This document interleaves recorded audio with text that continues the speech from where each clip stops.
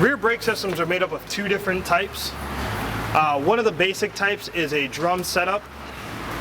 When you look at the drum setup, you're not going to be able to see any of the internals of the brake system, so you want to remove the tire and then remove the rear brake drum.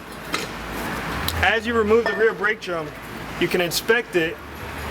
Right in here is similar to a rotor. You want to inspect for any grooves or any notice that there's premature failure or any type of warping going on, which in this case, this rotor's got a couple big grooves, so we're going to put it on the micrometer to measure it to see if it's in specifications to cut.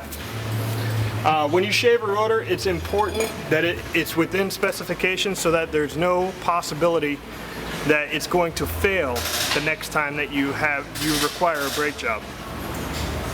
So you have the rear brake drum system here, and the way it works is it pushes out up against the rear brake drum.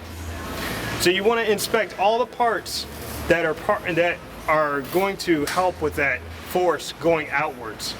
So in this case, you have the rear shoes on either side that you want to inspect. You want to make sure that they measure up the same on both sides. Now, in some cases, you'll have the front side a little bit more worn than the back side.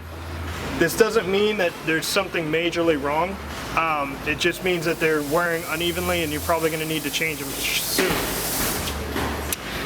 After you inspect the rear brake shoes, you want to check the brake hardware system to make sure that there's no rusting and that the springs are nice and tight. Because if these are failing and they're rusty, it's best to replace them. They're usually pretty cheap and they will save you in the long run. Lastly, you want to check the wheel cylinder. Wheel cylinder is this object up here.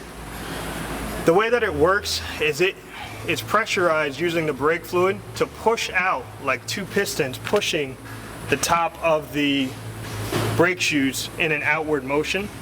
So you want to inspect to see if there's any type of fluid leaking by squeezing the boot slightly, very gently, and you'll be able to tell if there's any type of fluid in there leaking out of the cylinders.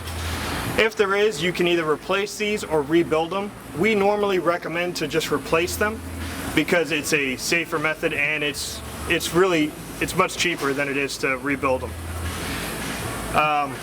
That's it for the rear brake system on here.